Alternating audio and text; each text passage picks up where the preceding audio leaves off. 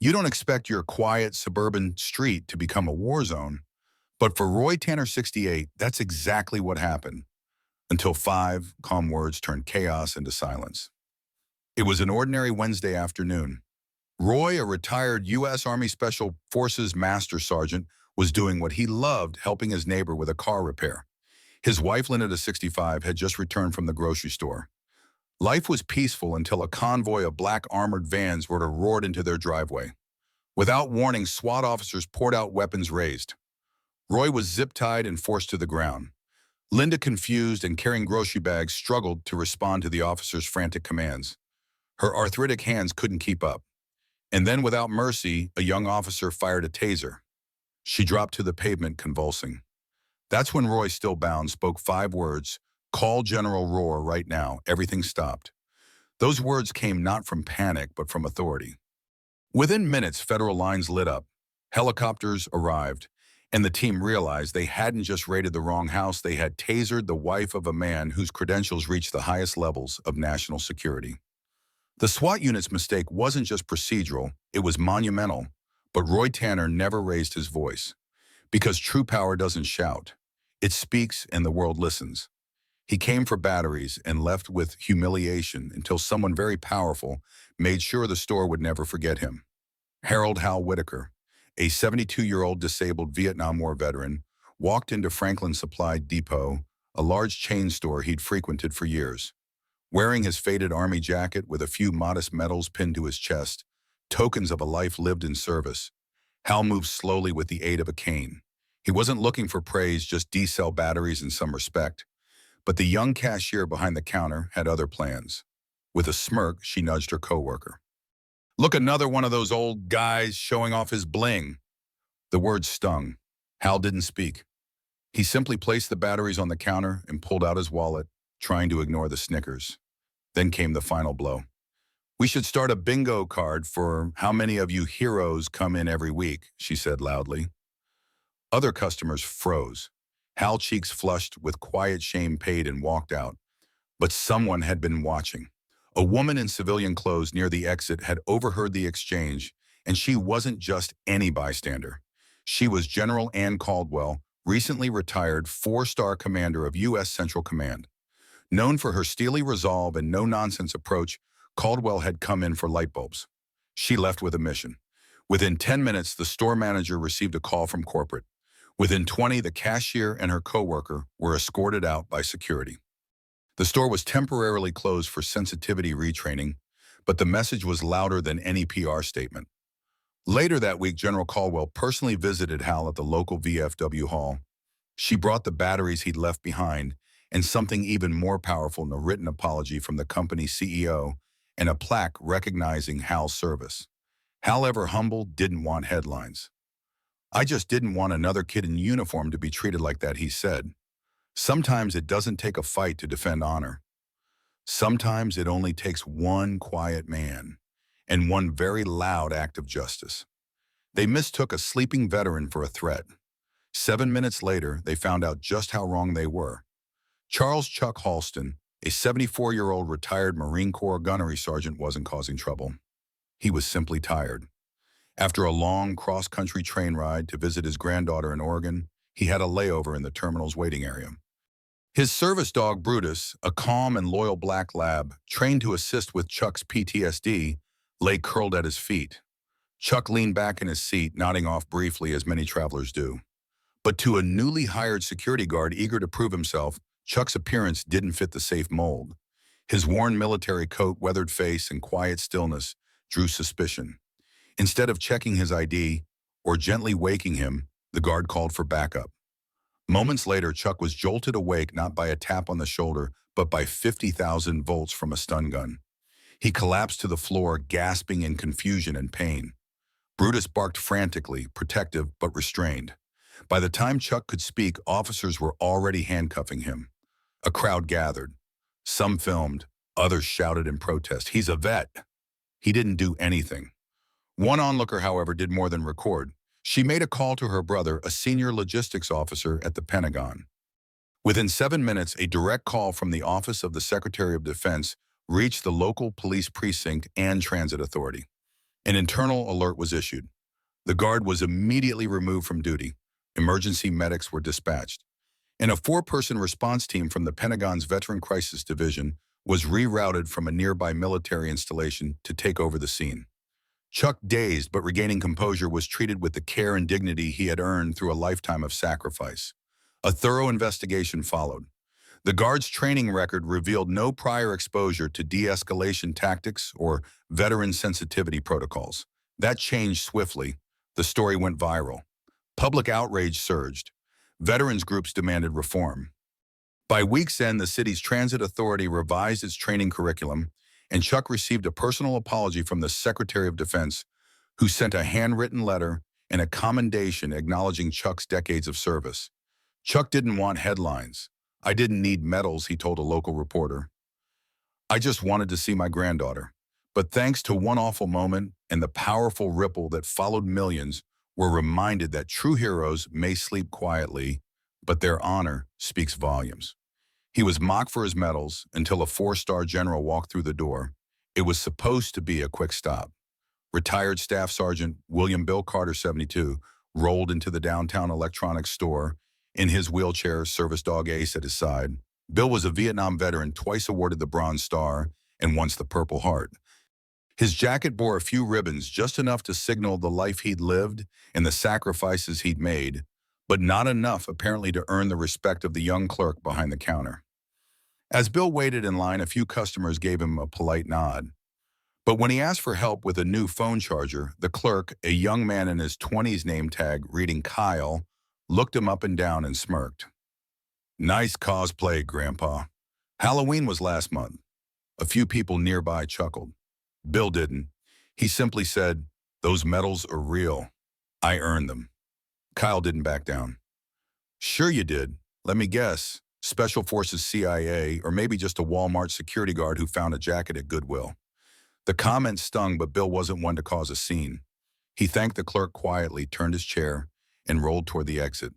What Kyle didn't know was that another customer, an older woman browsing a display, had caught every word. She didn't say anything either. She pulled out her phone and made one call. 10 minutes later, a black SUV with tinted windows pulled up. Out stepped General Alan R. Huxley, four-star commander of the U.S. Army Materiel Command, and Bill Carter's former commanding officer during Operation Desert Storm. The general entered the store in full uniform, flanked by a military aide. The store fell silent. Kyle's face turned pale. General Huxley didn't shout. He simply walked up to Bill, still sitting quietly near the exit, and extended a firm salute. "Staff Sergeant Carter," he said loud enough for the entire store to hear, "on behalf of the United States Army, I apologize for the disrespect you have been shown today. Your service is honored. Your sacrifice is remembered, and your dignity is non-negotiable." He then turned to the store manager and spoke with low, serious authority. Within the hour, Kyle was escorted off the premises and the store was temporarily closed for staff retraining. The moment went viral. A cell phone video captured the salute, and millions shared it under hashtags like #HonorTheVeterans and #RespectMatters. Bill didn't ask for justice, but he got it not through anger, but through quiet strength, earned respect in the loyalty of those who never forgot his service. Because sometimes when silence is mistaken for weakness, true honor walks in and sets the record straight. He was just taking a nap until a security guard made a mistake that echoed all the way to the Pentagon. It was a quiet Sunday afternoon in downtown Denver when 69-year-old Marine Corps veteran Frank Delaney stopped at the local bus station to rest. He'd been traveling cross-country to visit his daughter and newborn grandson in Oregon. With a 3-hour layover ahead of him, Frank leaned back in the station's waiting area, resting his head against his duffel bag and letting the gentle rhythm of passing travelers lull him to sleep.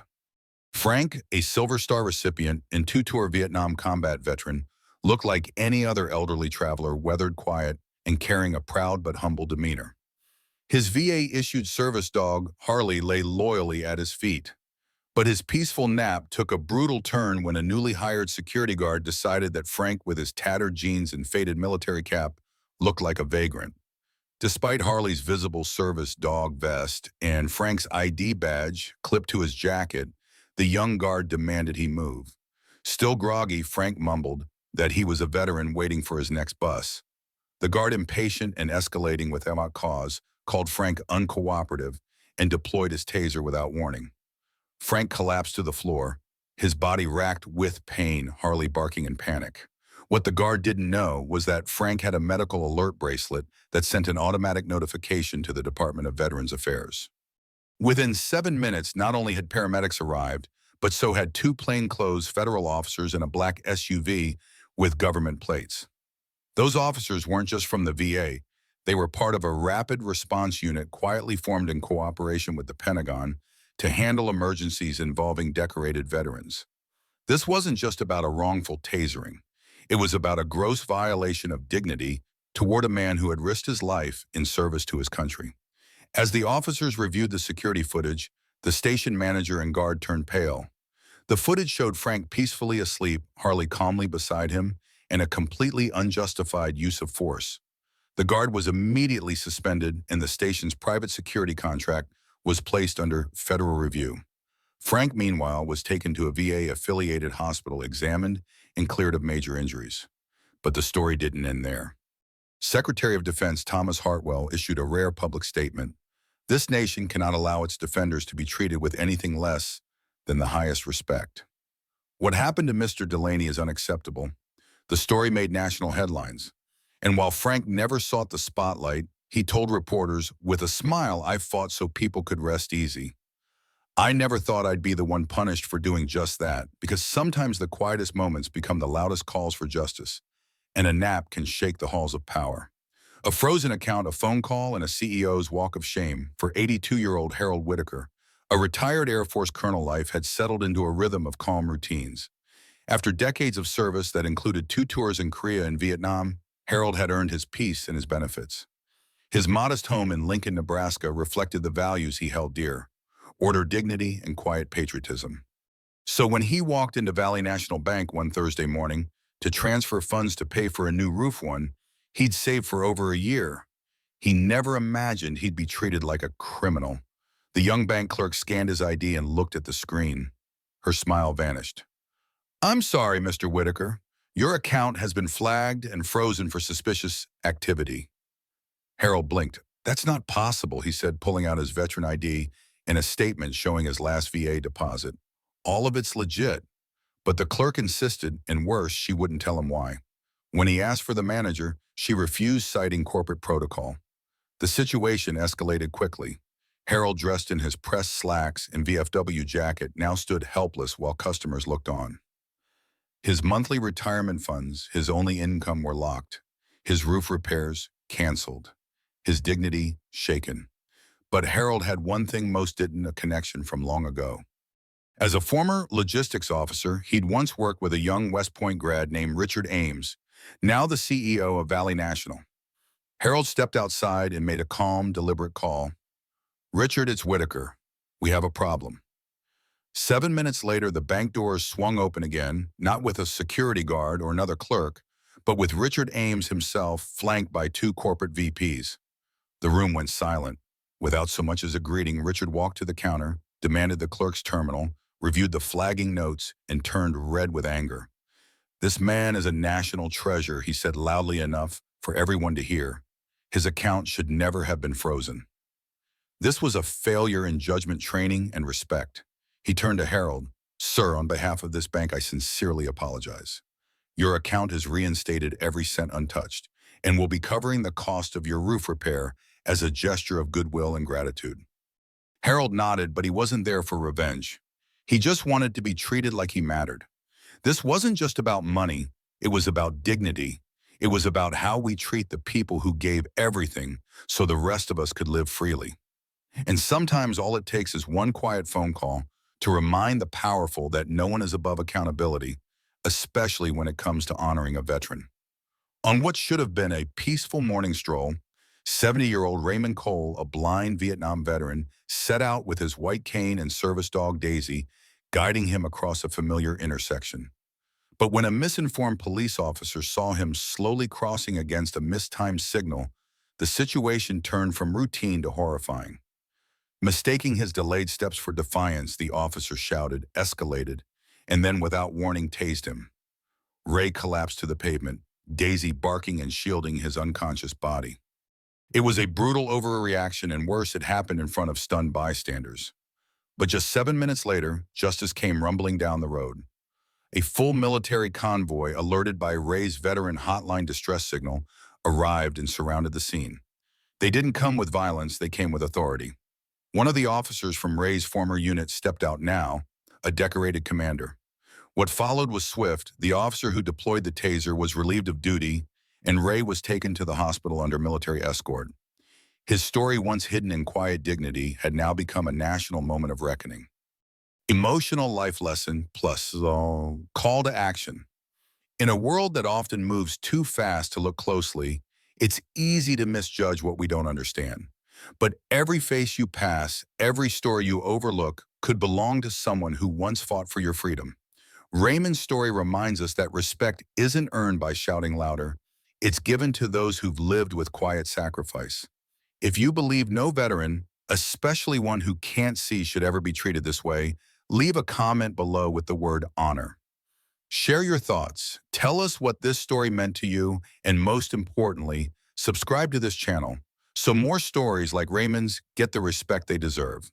Let's build a community where courage is recognized and voices like his are never ignored again.